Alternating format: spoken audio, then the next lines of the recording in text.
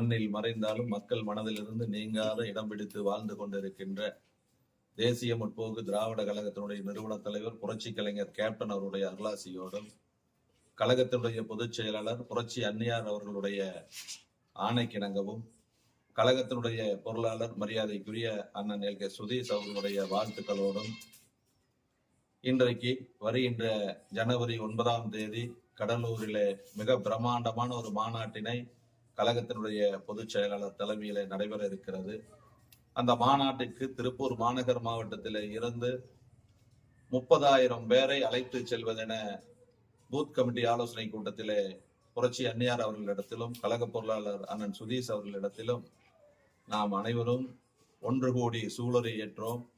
அதற்கிணங்க நமது திருப்பூர் மாநகர் மாவட்டத்திலே இருந்து 30,000 பேரை அழைத்து சென்று அந்த மாநாட்டை வெற்றி மாநாடாக மாற்றி காட்டுவோம் என்பதிலே எவ்வித அச்சமும் இல்லை, தயக்கமும் இல்லை.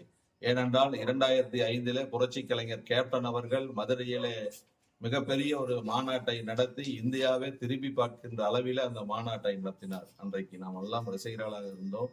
அன்றைக்கு நாம் தொண்டர்கள் எல்லாம் இல்லை. அன்னைக்கு கட்சி நம்ம ஆரம்பிக்கல, மன்ற மாநாடா தான் நடத்தினோம். அந்த மாநாட்டுல தான் தலைவர் கட்சி பேர் அறிவிச்சாரு. அதையவே 30 லட்சம் பேர் கொண்ட அந்த மாநாட்டை இந்தியாவை திரும்பி பார்த்தது. அதை விட 3 மடங்கு இன்றைக்கு கடலூரை நடைபெறுகின்ற அந்த மாநாடு மிகப்பெரிய ஒரு வெற்றி மாநாடாக மாற்றி காட்டும். வர இருக்கின்ற 2026 சட்டமன்றத்தில் மிகப்பெரிய ஒரு மாற்றத்தை ஏற்படுத்தக்கூடிய அந்த மாநாடு வெற்றி மாநாடாக அமையும்.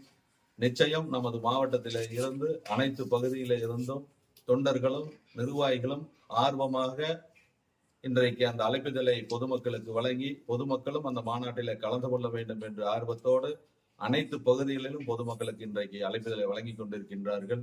நிச்சயமாக இந்த மாநாட்டினுடைய ஒரு வெற்றி மாநாடு தமிழகமே திரும்பி பார்க்கும் அரசியல் ஒரு மாற்றத்தை ஏற்படுத்தக்கூடிய இந்த மாநாடு வெற்றி மாநாடாக அமையும். தமிழகத்திலே அரசியல் மாற்றத்தை ஏற்படுத்தக்கூடிய புரட்சி அன்னியாருடைய வெற்றி மாநாடாக அமையட்டும். வாழ்த்துக்கள். நன்றி.